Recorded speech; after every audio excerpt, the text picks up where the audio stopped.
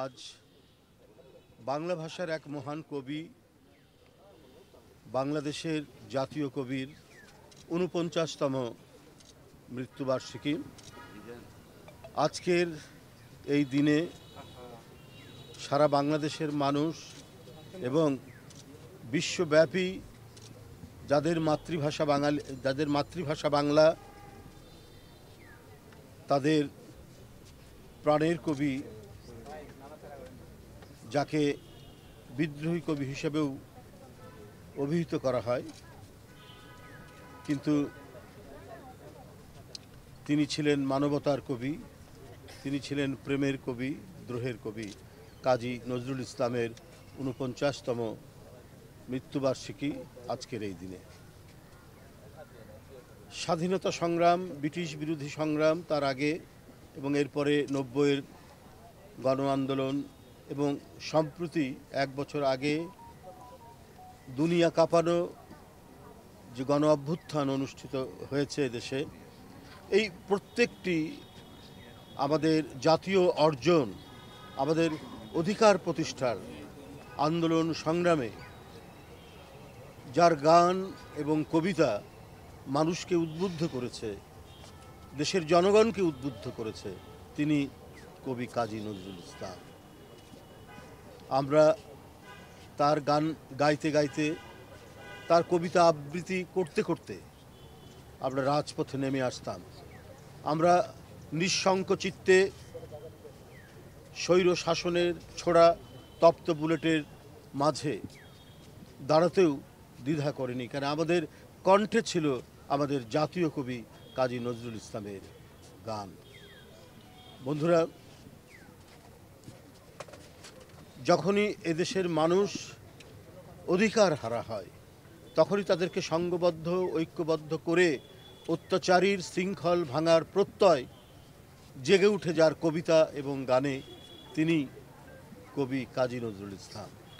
তিনি প্রবন্ধ লিখেছেন, তিনি উপন্যাস লিখেছেন, তিনি নাটক লিখেছেন, তিনি চলচ্চিত্র পরিচালনা করেছেন, কিন্তু সব কিছু ছাপিয়ে সাহিত্যের এই যে নানা দিগন্ত, সেই নানা দিগন্ত ছাপিয়ে তার প্রধান এবং মূল পরিচয় কবি কাজী নজরুল ইসলাম হিসেবেই তিনি সমধিক পরিচিত বাংলা ভাষীদের কাছে।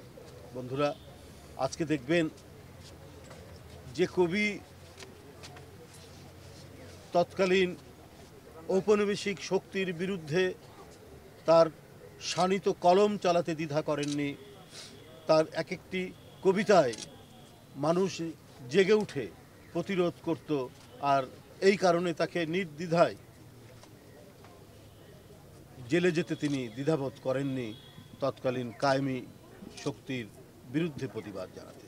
আমরা এখন অবাক হই, কিছু সংস্কৃতিসেবী মানুষ, অল্প কিছু বুদ্ধিজীবী, এত বড় প্রবল আন্দোলন ঘটে গেল, ১৬ বছরের ভয়ঙ্কর স্বৈর শাসনের যে জাতাকলে মানুষ পড়েছিল, সেখান থেকে উদ্ধারের জন্য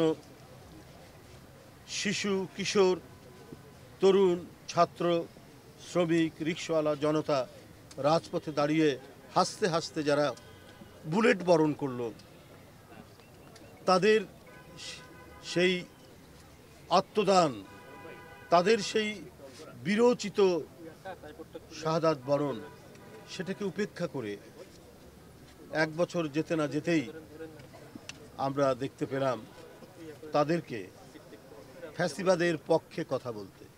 কেউ ছিল সেই সময় তো ভালোই ছিল, কিন্তু তারা ভুলে গেছে আহাদ নামে একটি ৪ বছরের শিশুকে হত্যা করতে তৎকালীন প্রধানমন্ত্রী, আওয়ামী ফ্যাসিবাদের যিনি জননী, তিনি দ্বিধা করেননি। এইভাবে অসংখ্য শিশুকে, অসংখ্য কিশোরীকে যিনি হত্যা করেছেন, তাদের পক্ষে কথা বলছেন কিছু সংস্কৃতিসেবী, পরজীবী এবং কিছু বুদ্ধিজীবীরা। এটাই হচ্ছে একটা ভয়ঙ্কর মানসিক চেতনার পতন। কিন্তু সাধারণ মানুষ এবং যারা এই চিনতে পেরেছিল যে এটা ভয়ঙ্কর ফ্যাসিবাদ, সেই মানুষ এবং যারা পিষ্ট হয়েছে জাতাকলে, তাদেরকে কিন্তু আটকাতে পারেনি। আমরা তখনও দেখেছি কেউ কেউ তৎকালীন প্রধানমন্ত্রীর নোবেল প্রাইজ কেন পাচ্ছেন না এই নিয়ে আক্ষেপ করেছেন সাংবাদিকদের সাথে।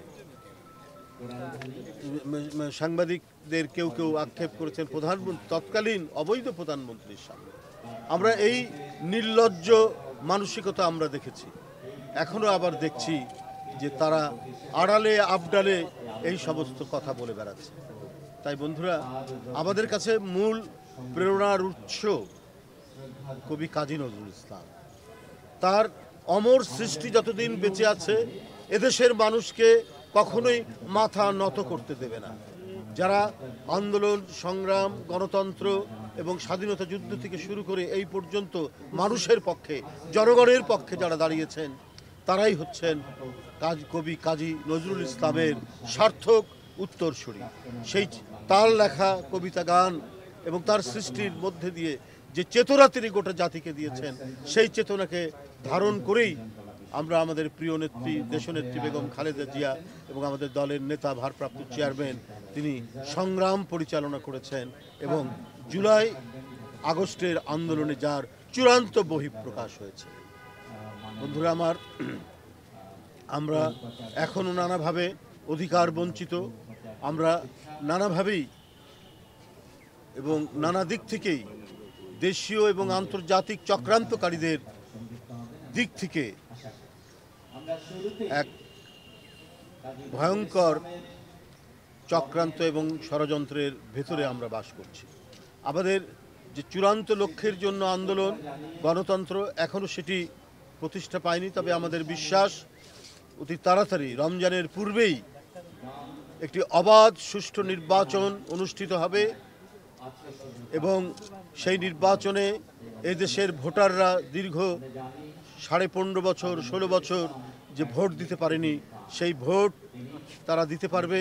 পাশাপাশি গণতন্ত্রের আরও বিভিন্ন শর্ত, এদেশের মানুষের মনে নিরাপত্তা সৃষ্টি করা, আইনের শাসন প্রতিষ্ঠা করা, ন্যায় বিচার প্রতিষ্ঠা করা এবং আদালতগুলো হবে অসহায় মানুষের জন্য শেষ ভরসার স্থল।